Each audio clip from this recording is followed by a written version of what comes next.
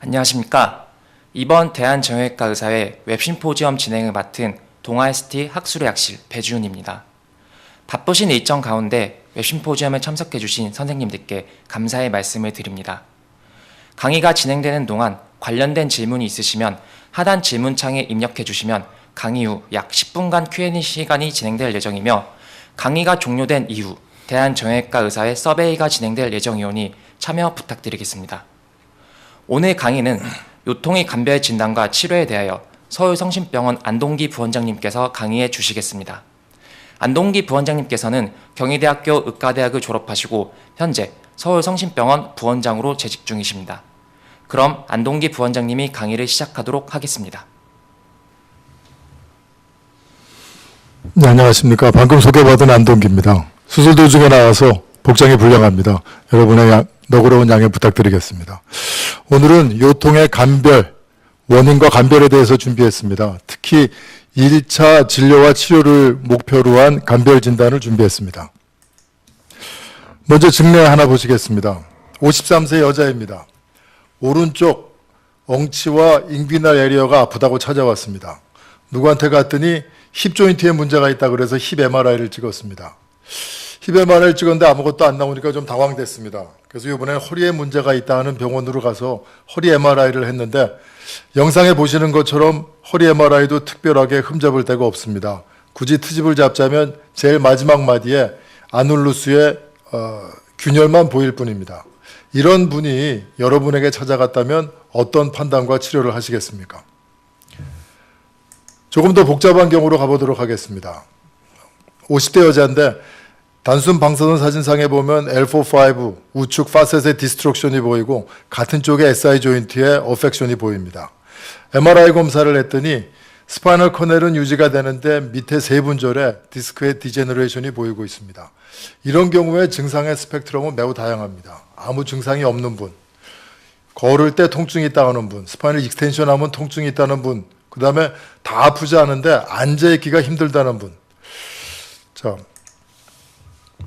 보이는 것과 같이 영상검사가 뚜렷하고 레디에이팅 페인이 있고 거기에 해당하는 뉴럴로직 데피시시 있으면 진단과 치료가 단순 간결해질 수 있습니다. 그러나 우리가 보는 환자의 대부분은 사실 이렇지 못합니다. 40년 전에 커카디 윌리스라는 분이 스파인이 어떻게 퇴행성 변화가 일어나는가를 모델로 제시했습니다. 제일 먼저 디스크의 함수, 디스크의 단백질 성상이 변하면서 물이 빠져나가면 높이가 가라앉게 됩니다. 그러면 뒤에 파셋 조인트가 슬라이딩하면서 캡슐이 렉스해져서 언스테이블해지게 됩니다. 그럼 우리 몸의 반응으로 캡슐라, 리가멘트 하이퍼트로피가 일어나서 다시 리스테빌리제이션이 일어나게 됩니다. MRI가 개발된 이후에 이거에 대한 분류가 좀 더 세분화되었습니다. CT, 엑스레이로는 똑같은 단계라고 생각했던 여기에 속하는 것들이 MRI상은 다 서로 다른 스테이지인 걸 알게 됐습니다.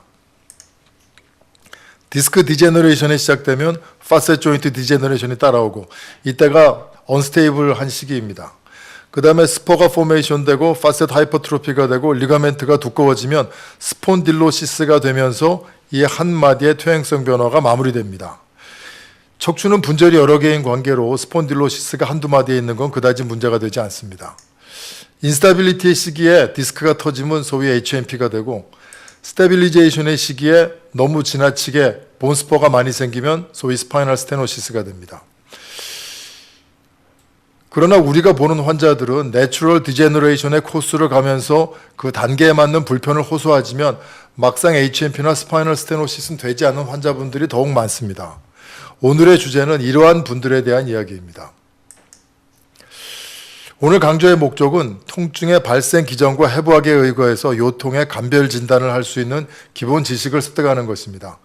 여러분이 이미 익숙한 진단명이나 진단 방법은 생략하도록 하겠습니다. 이미 알고 계시는 내용이지만 이미 알고 계시는 내용이지만 다소 오래돼서 아리할 수 있고 또 애매한 부분이 있는 통증의 종류와 메커니즘 그리고 해부학에 대해서 중점적으로 얘기하도록 하겠습니다. 척추성 통증입니다. 국소통, 로컬 페인, 방사통, 레디에이팅 페인, 연관통, 리퍼드 페인으로 분류할 수 있습니다. 각각을 자세히 보면 로컬 페인이라는 거는 자극이 있는 곳에 직접 통증을 느끼는 것을 말합니다. 텐더니스가 바로 로컬 페인이 되겠습니다. 레디에이팅 페인이라는 거는 자극이 있는 곳에서 신경의 주행을 따라 원위부로 방사하는 통증입니다. 이 중심성 신경의 주행 방향을 생각하면 레디에이팅 방향이 나타나는 이 패스웨이가 정상적인 것은 아닙니다. 다음에 리퍼드 페인은 자극이 있는 곳과 동떨어진 곳에서 통증을 느끼는 것입니다.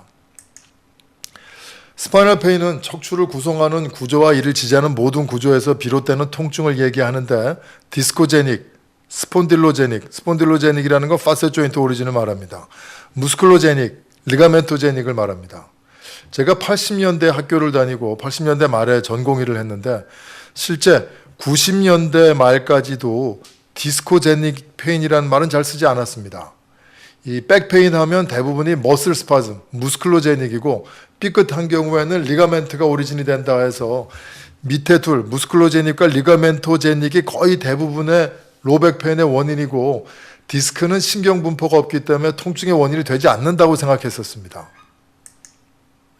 자, 통증의 또 다른 분류를 하나 보겠습니다. 노시셉티브 페인과 뉴로패틱 페인인데 우리가 익숙하게 듣지만 정의에 대해서는 약간 헷갈림이 있을 수 있습니다. 노시셉티브 페인은 일반 조직이 손상당했을 때 느끼는 페인입니다. 로컬 페인이 여기 속하겠습니다. 뉴로패틱 페인은 조직 손상은 조직 손상인데 신경 조직이 손상당했을 때 느끼는 페인입니다. 뉴로패틱 페인을 더 광범위하게 했을 때는 센시티제이션이 돼서 이 통증이 과장되게 나타나는, 즉 CRPS와 같은 종류의 통증을 다 뉴로패틱 페인에 포함시키기도 하는데 그거는 광의의 뉴로패틱 페인이고 정의상은 지금 말씀드린 것과 같습니다. 레디에이팅 페인이 여기에 속하는데 리퍼드 페인은 이 두 가지로 분류하기가 애매합니다. 오래전에 공부하셨을 텐데요. 용어를 잠깐 정리하겠습니다. 노시셉티브 페인의 용어입니다. 하이퍼알게지아, 통각 과민이라는 거는 통증에 대해서 센시티비티가 증가되어 있는 상태입니다. 알로디니아, 이질통이라는 거는 통증을 느끼지 않을 만한 자극에 대해서 통증을 느끼는 것입니다. 비슷한 것도 같고 다른 것도 같은데 이 도식을 통해서 좀 더 이해를 도우면요. 자극의 크기가 증가하면 통증의 크기는 시그모이달하게 증가합니다. 정상 통증의 반응이 좌측으로 이동한 이 상태가 하이퍼알게지아가 되겠습니다. 그 중에 가장 아랫부분, 자극의 크기가 작은 부분이 알로디니아가 되겠습니다. 뉴로패틱 페인의 터미놀로지입니다. 위에 두 가지를 많이 쓰게 되는데 파레시지아, 이상 감각과 디세이시지아, 지각부전입니다. 파레시지아라는 거는 스티뮬라이가 없는데 통증을 느끼는 겁니다. 만지지도 않았는데 통증을 느끼는 것. 지각부전이라는 거는 자극이 왔을 때 그것이 과장되게 주로 불쾌한 느낌으로 나타나는 겁니다. 대개 뉴로패틱 페인이 되면 파레시지아와 디세이시아가 같이 나타나게 되는 게 보통입니다. 오래된 기억이실 텐데요. 신경 생리학으로 잠깐 돌아가도록 하겠습니다. 너브의 가장 기본 단위가 되는 엑손입니다. 엑손의 한쪽 벽을 확대해서 스케마틱 드로잉으로 그리면 페리페리고 센트럴인데 여러 개의 채널이 뚫려 있습니다. 소듐 채널과 포타슘 채널. 그리고 에너지를 이용해서 이 소듐을 바깥으로 퍼내고 포타슘을 안으로 들여오는 소듐 포타슘 펌프가 있겠습니다. 소듐이 안쪽으로 인플렉스에 들어가면은 폴라리티가 깨져서, 즉 디폴라리제이션이 일어나면서 액션 포텐셜이 발생하고 그 자극이 센트럴 쪽으로 전달이 됩니다. 그래서 우리가 로컬 페인을 느끼게 되는 것입니다. 그러면 소듐 포타슘 펌프가 다시 소듐을 바깥으로 퍼내고 포타슘을 안으로 들여옴으로써 리폴라리제이션이 돼서 정상 상태, 스테이블 상태로 돌아가게 됩니다. 어떤 이유로 해서 소듐 채널이 액토픽하게 많이 생기는 경우가 있습니다. 그러면 자극이 없는데도 스스로 오토 디폴라리제이션이 일어나게 됩니다. 이러한 상태를 페리페럴 센시티제이션이 됐다고 표현합니다.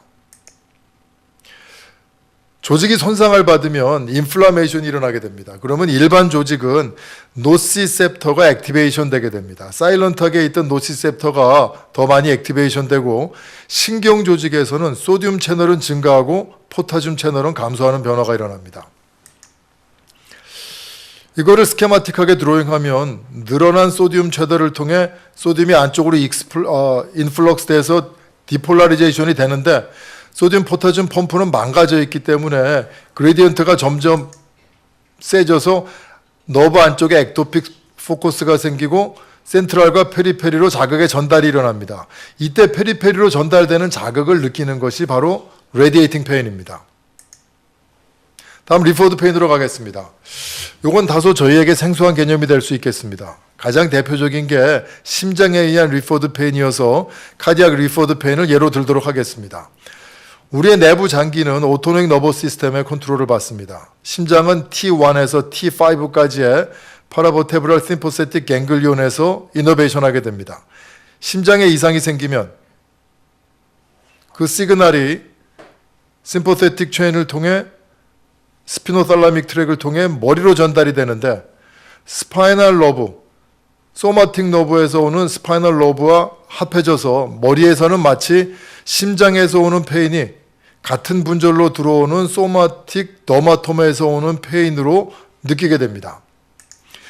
자, 이러한 것을 심퍼세틱과 소마틱 너브의 컨버전스에서 일어난다 해서 컨버전스 프로젝션 또는 오토노믹 너버 시스템에 의해서 페인이 매개된다 그래서 비세랄 페인이라고 합니다. 리포드 페인이 비세랄 너브에서만 일어나는 것은 아닙니다. 정형외과 선생님들은 누구나 다 알고 있는 건데 고관절에 문제가 있을 때 슬관절, 특히 내측의 통증을 느끼게 됩니다. 옵트레이터 너브의 아티큘라 브랜치가 힙으로 가고 안테리어 디비전이 길게 밑으로 내려와서 니의 메디얼 사이드까지 내려오게 됩니다. 그래서 힙 조인트 오리진의 페인이 니 조인트, 특히 메디얼 사이드 오리진의 페인으로 미스퍼셉션하게 되는 이러한 메커니즘을 소마틱 리퍼드 페인이라고 합니다. 자, 그러면 우리가 통증이 있을 때 주사요법을 많이 쓰는데요. 주사요법의 액션 메커니즘을 잠깐 살펴보도록 하겠습니다. 국소 마취제는 소듐 채널을 블록시켜 버림으로써 디폴라리제이션이 못하게 해서 감각을 없애버립니다.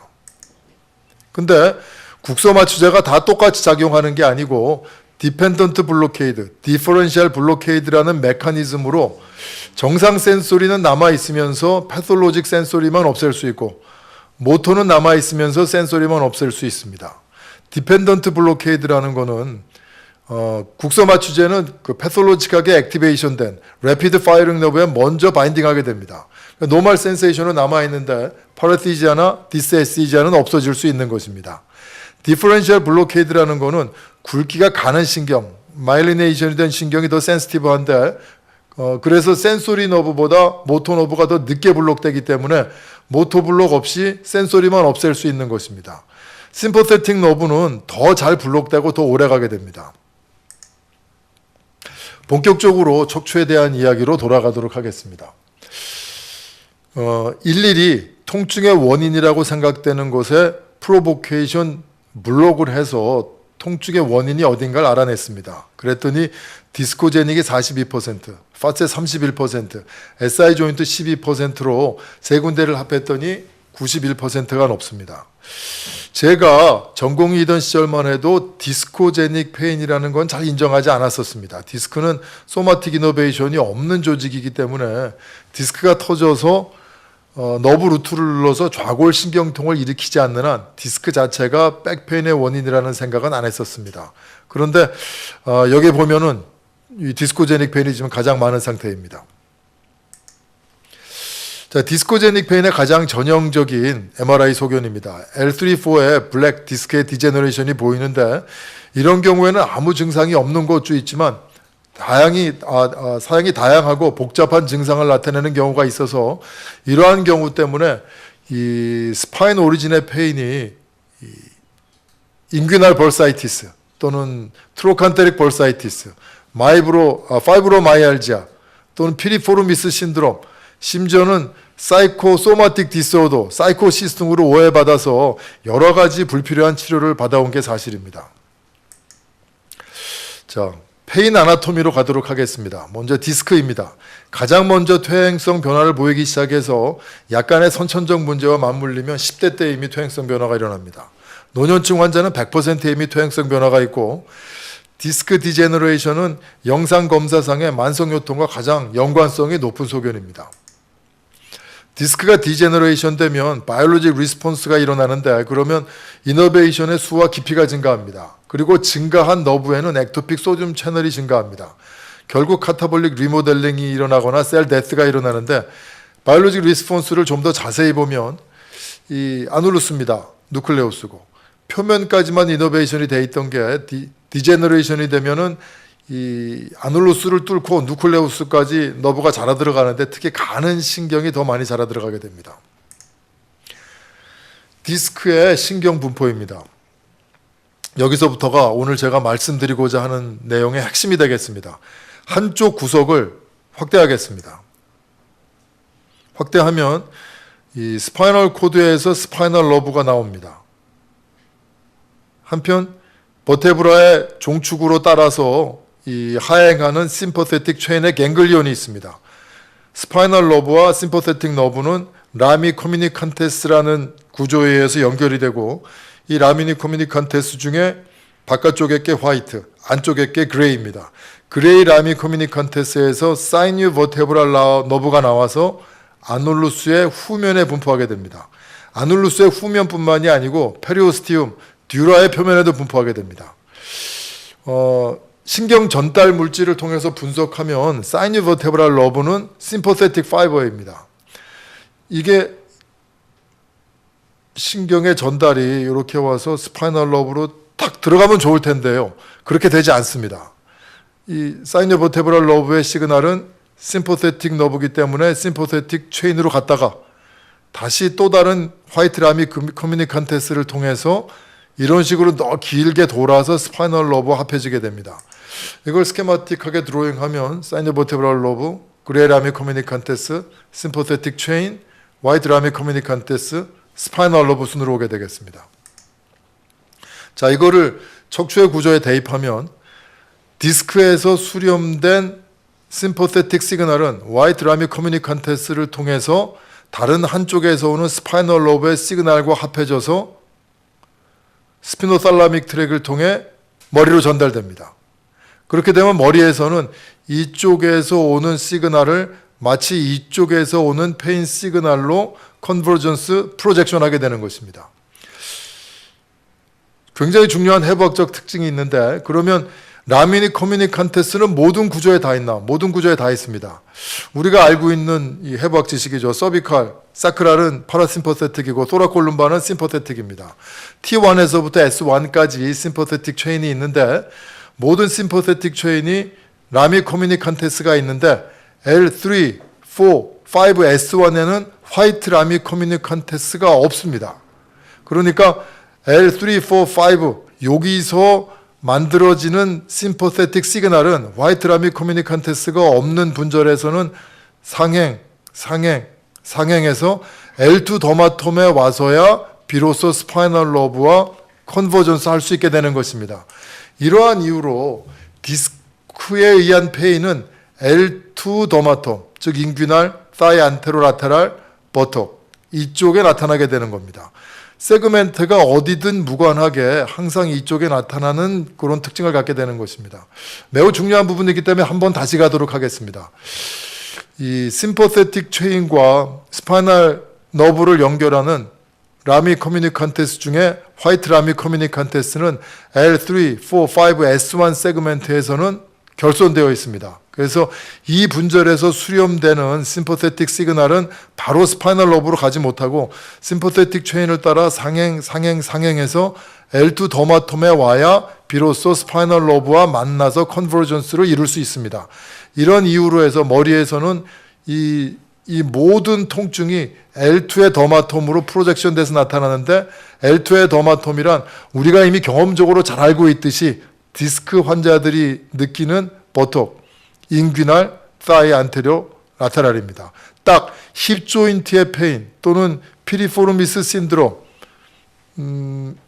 인귀날 벌사이티스, 트론카테릭 벌사이티스 등으로 오해받기 딱 좋은 위치입니다. 파셋 조인트로 가도록 하겠습니다. 파셋 조인트는 트루 사이노비알 조인트로 65세가 넘어가면 거의 89% 이상에서 디제너레이션이 있습니다. 커카드 윌리스의 캐스케이드에 따르면 디스크가 가라앉아야 디제너레이션이 시작된다 하였는데 지금 이 분액에서 보는 것처럼 전혀 디스크의 높이가 가라앉지 않았는데 파셋은 디제너레이션이 되었습니다. 무릎의 오스테오아트라이티스와 마찬가지로 유전적 요소가 있다고 생각되는 부분입니다. 파셋 조인트의 이노베이션을 보도록 하겠습니다. 스파이널 러브, 안테리어 디비전이 있고 거기서 나오는 포스테리어 디비전이 있습니다. 안테리어 라무스, 포스테리어 라무스 이렇게 얘기도 합니다. 우리가 진짜 얘기하는 너브 루트는 안테리어 디비전이 되겠습니다. 포스테리어 디비전의 미디얼 브랜치가 파셋 조인트, 해당 분절과 하나 아래까지 분포하게 되겠습니다. 그래서 우리가 파셋 아스트라이티스 때 미디얼 브랜치 블록, MBB를 할 때는 해당 분절과 하나 위에까지 블록하게 되는 이유입니다. 그러나 이러한 소마틱 이노베이션의 패턴으로 우리가 잘 알고 있는 상황, 파셋 조인트 때 나타나는 버톡과 사이의 리포드 페인을 해석하기는 정말 어렵습니다. 2000년대 전까지만 해도 디스코제닉 페인을 잘 몰랐었기 때문에 이 허리, 이 스파인 오리진의 리포드 페인은 모두 다 파셋 조인트 오리진이라고 생각했었습니다. 그래서 무릎 밑에까지 내려가는 소위 사이아틱 페인은 디스크 럽처에 의한 거, 무릎 위에까지만 오는 거는 파셋 조인트에 의한 리포드 페인, 이게 아예 공식이었습니다. 자, 파셋 조인트 이노베이션에 대한 실험을 한 가지 소개하겠습니다. 뉴로 트레이서를 L5S1 조인트에 주사합니다. 그러면 이 소마틱 너브의 분포상 하나 위 그리고 또 하나 위인 4와 5DRG에서만 뉴로 트레이서가 스캔돼야 됩니다. 그런데 엉뚱하게 건너뛰어서 L2 스파이널 러브의 DRG에서 뉴로 트레이서가 검출됩니다. 심퍼세틱 체인인데 이걸 뜯어냈더니 L2에서 디텍트되던 뉴로 트레이서는 없어졌습니다. 이 실험의 의미는 파셋 조인트는 이 미디얼 브랜치, 소마틱 너브를 따라가는 로컬 페인의 패스웨이가 있고 심퍼세틱 체인을 따라 상위 분절 L2 더마톰으로 올라가는 리포드 페인의 패스웨이가 있는 것을 알 수 있습니다. 이러한 이유로 파셋 조인트 오리진의 페인도 로컬 페인이 있으면서 동시에 디스코제닉 페인과 같이 L2 더마톰의 리포드 페인을 일으킬 수 있는 것입니다. 다음에 SI 조인트로 가도록 하겠습니다. 정형외과 전문의이신 분이 SI 조인트 오스테오아트라이티스를 놓칠 리는 없습니다. 이 영상검사상 SI 조인트에 이상이 보이면 피지컬 이그잼을 동원해서 진단을 하는 게 보통입니다. 이 패트릭 테스트, 하이퍼 익스텐션 시키는 갠슬렌 테스트가 대표적인 SI 조인트 진단 방법인데 문제는 SI 조인트 오리진의 페인이 아주 전형적이지 않은 경우가 있습니다. 그거를 이해하기 위해서는 SI 조인트의 이노베이션을 이해하는 것이 필요하겠습니다. 불행히도 사람의 SI 조인트에 대한 이노베이션은 확립이 안 돼 있습니다. 그래서 쥐를 이용한 실험을 그대로 소개하도록 하겠습니다. 쥐의 SI 조인트는 L4에서 S2 스파이널 러브에서 이노베이션을 받습니다. 지난번 파셋 조인트와 마찬가지로 SI 조인트에 뉴로 트레이서를 주입하고 트레이싱을 해보면 소마틱 커넥션이 없는 L1, 2, 3에서도 디텍션이 됩니다. 심퍼세틱 체인을 뜯어내면 L1, 2, 3는 없어지고 원래 이노베이션은 4, 5, 6, 1, 2, S1, 2, 3에서만 트레이싱이 됩니다. 이것이 의미하는 바는 SI 조인트 역시 세그멘탈 패스웨이를 위한 통한 로컬 페인의 패스웨이가 있고 심퍼세틱 체인을 통한 리모트 패스웨이, 리포드 페인의 패스웨이가 있다는 뜻입니다. 이러한 이유로 SI 조인트 오리진의 페인도 SI 조인트뿐만이 아니고 인귀날, 버톡, 사이 쪽에 다소 복잡해 보이는 리포드 페인의 양상을 나타내게 되는 것입니다. 다시 처음의 증례로 돌아가도록 하겠습니다. 이분이 백페인을 호소하면서 익스텐션 할 때 샤프한 페인을 호소하시고 플렉션 하면 릴리브 된다 하시면은 저는 파셋 블록을 먼저 하겠습니다. 스폰딜로제닉 페인을 의심하는 것입니다. 버톡과 사이에 페인이 있는데 양반 다리가 안 되고 앉았다 일어날 때 페인을 느낀다 하시면 저는 SI 조인트 오리진의 페인을 의심하겠습니다. 그럼 SI 조인트 블록을 하겠죠. 근데 텐더니스도 없고 걸어 다닐 때도 괜찮은데 오래 앉아 있으면 버터크와 인규날 사이에 기분 나쁜 넘니스와 페인을 느낀다. 그러면 디스코제닉 페인을 의심하겠습니다. 근데 치료는 어떻게 합니까? 자, 간별 진단, 우리가 보통 하고 있는 간별 진단의 캐스케이드를 보도록 하겠습니다.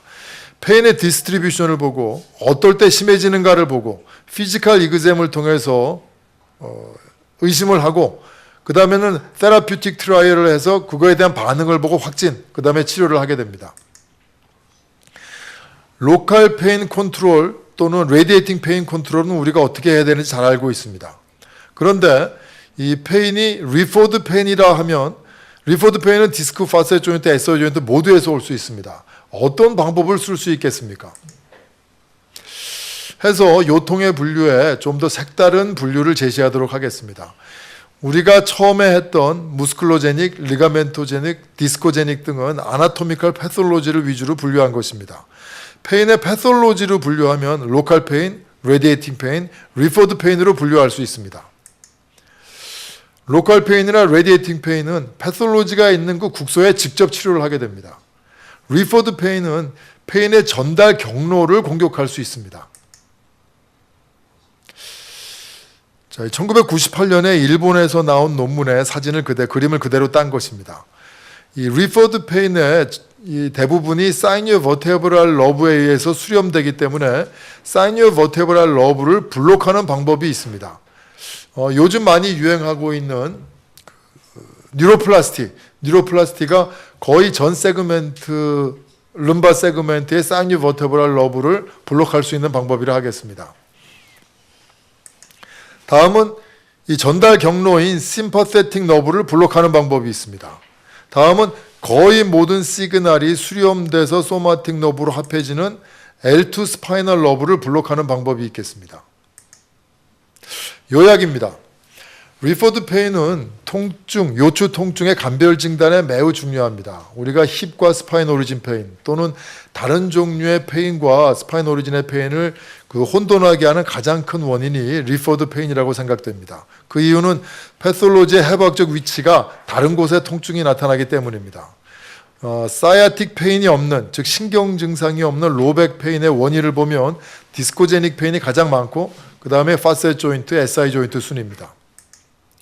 페인의 패스웨이를 보면 파셋 조인트와 SI 조인트는 메인 패스웨이가 로컬 소마틱 패스웨이입니다. 그리고 비세랄 리포드 페인의 컴포넌트가 있습니다. 반면 디스크에 의한 페인은 비세랄 리포드 페인이 메인 패스웨이고 소마틱 로컬 페인은 좀 불확실한 상황이 되겠습니다. 세라퓨틱 트라이얼을 위해서 세라퓨틱 DDX를 위해서는 아나토미컬 패솔로지도 중요하지만 페인 패솔로지에 의한 스폰딜로제닉 페인의 분류가 매우 중요하겠습니다.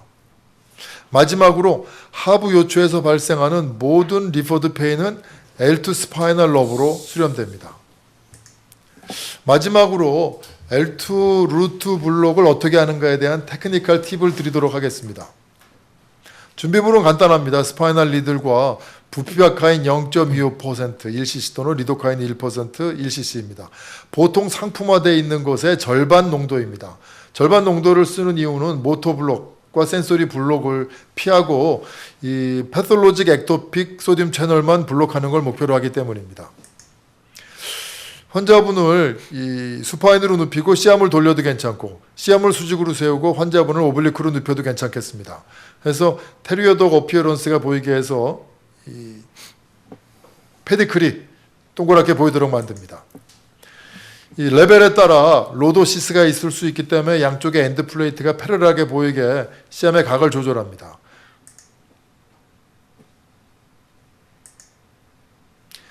목표는 페디클의 아래쪽 너브 루트가 나가는 쪽으로 이 스케마틱 드로잉을 이렇게 그렸지만 실제로는 여기서 수직으로 반드시 점으로 보이게 접근하는 게 가장 성공률이 높겠습니다.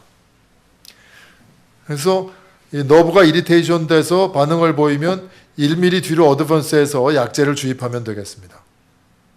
네, 이것으로서 제 강의를 마치겠습니다. 경청해 주셔서 감사합니다. 경청해 주셔서 대단히 감사합니다. 지금부터 Q&A를 진행하도록 하겠습니다. 시청창 하단에 질문을 올려주시거나 모바일로 문자 질문을 보내주시면 답변 드리도록 하겠습니다.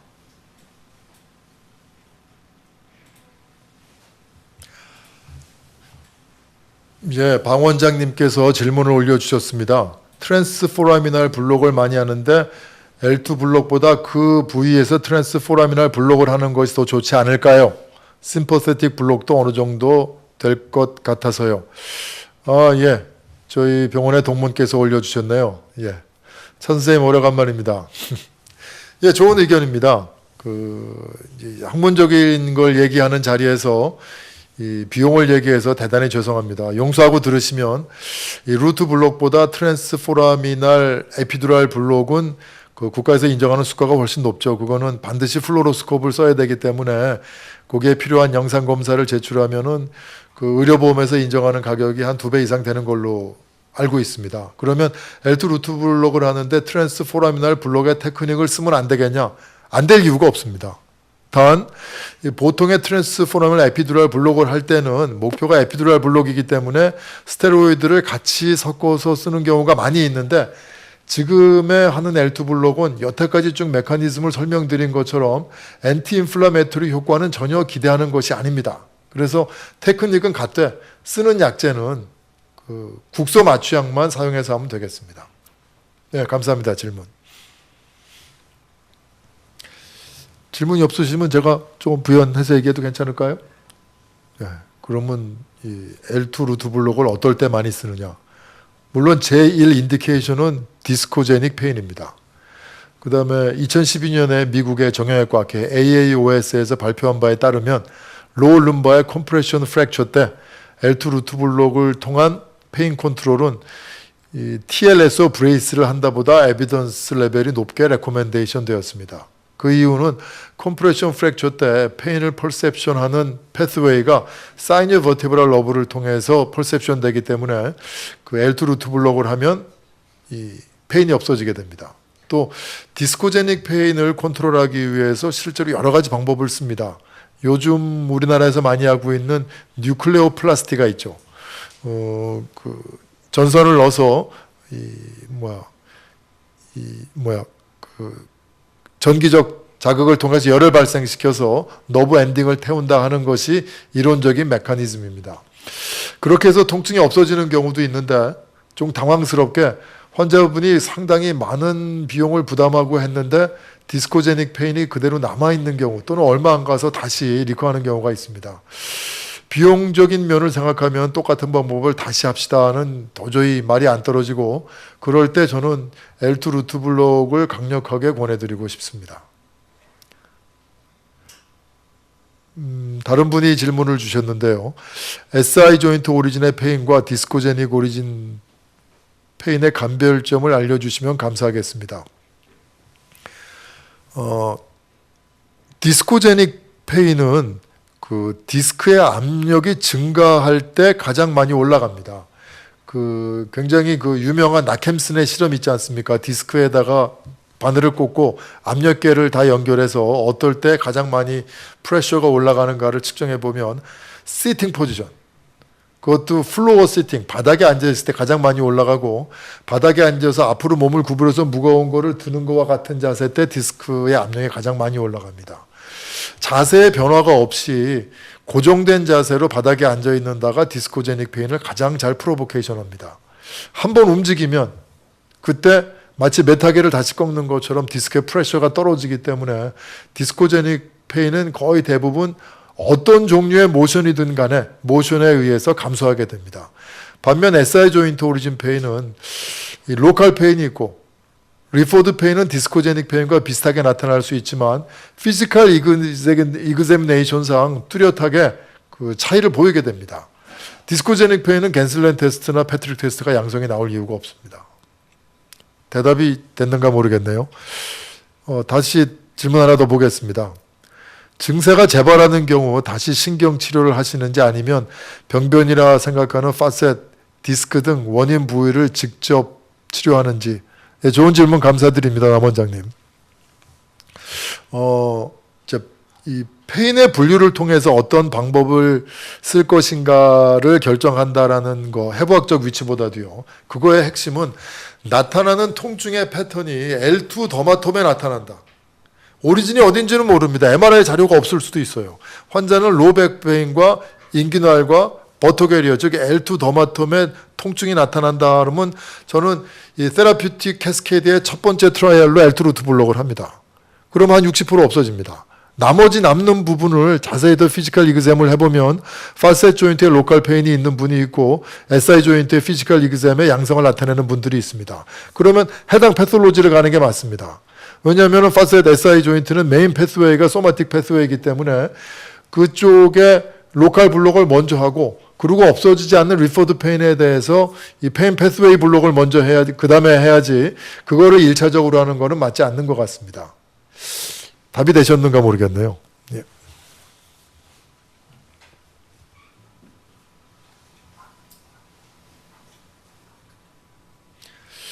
예, 여러분들 질문이 한 가지 더 있어서 셀렉티브 루트 블록은 언제 하는 것이 좋은지요. 이 뉴로플라스티가 산탄종이라고 생각하면 셀렉티브 루트 블록은 원샷, 원킬이죠. 셀렉티브 루트 블록은 메인 타겟이 레디에이팅 페인입니다. 그래서 그게 이 주로 디스크 또는 포라미널 스테노시스, 익스트라 포라미널 HMP 때 한 너브 루트에 국한된 이 카우다이퀴나 컴프레션이 아니고 확실한 레디큘라 페인이고 영상 검사상에 확실할 때 그때 이 너브 루트 블록을 하게 됩니다. 근데 이 셀렉티브 너브 루트 블록은 테크닉이 아주 좋은 분이어서 그게 트랜스포라미널 에피두랄 블록이 되지 않는 한 사이뉴버테브랄 러브 블록이 같이 된다고 말씀드리긴 어렵습니다. 그래서 L2 스파이널 러브를 셀렉티브 루트 블록을 하는 거는 리퍼드 페인 컨트롤이 되지만 그 외에 다른 너브의 셀렉티브 루트 블록을 하는 거는 주 목적이 레디에이팅 페인의 이 컨트롤 목적이 된다고 하겠습니다. 질문 하나 더 답해도 될까요? 디스코제닉 페인의 더마톰 부위를 다시 한번 언급해 주셨으면 좋겠다고 강 원장님 말씀해 주셨습니다. 예, 디스코제닉 페인은 그 세그멘트가 어디든지 디스코제닉 페인 하면 다 아래쪽 세 세그멘트 아닙니까? 그래서 L2 세그멘트보다 아래쪽 세그멘트에서 발생하는 모든 디스코제닉 페인은 그 더마톰이 L2 더마톰으로 나타나게 됩니다. 근데 만일 L1, 2 디스크의 디제너레이션이 있다. 딴 데 다 멀쩡하다. 아무리 봐도 이건 L1, 2 디스크가 디스코제닉 페인의 원인이다.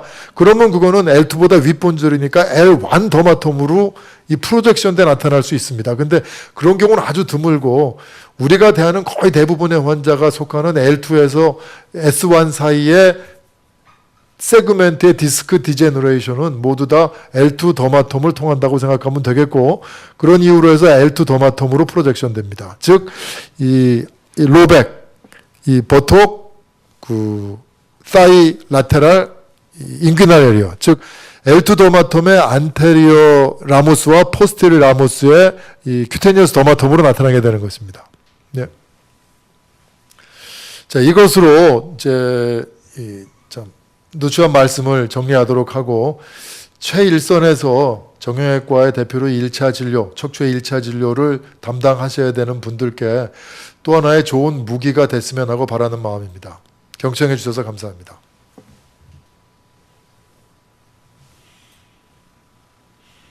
훌륭한 강의를 해주신 안동기 부원장님께 감사의 말씀을 드립니다. 오늘 강의가 선생님들의 진료에 있어 최신지견을 공유하는 뜻깊은 자리가 되었길 바랍니다. 오늘 들으신 강의는 2주 후 대한정형외과 의사회 홈페이지에 게시할 예정이오니 많은 시청 부탁드리겠습니다. 마지막으로 시청창을 닫으면 팝업으로 열리는 설문창에서 대한정형외과 서베이에 응답해 주시고 동아ST 위클리 PTH 테리본과 국내 개발 콕스2 이니비터 아실렉스에 많은 관심 부탁드리겠습니다. 이상으로 대한정형외과 의사회 웹심포지엄을 모두 마치겠습니다. 감사합니다.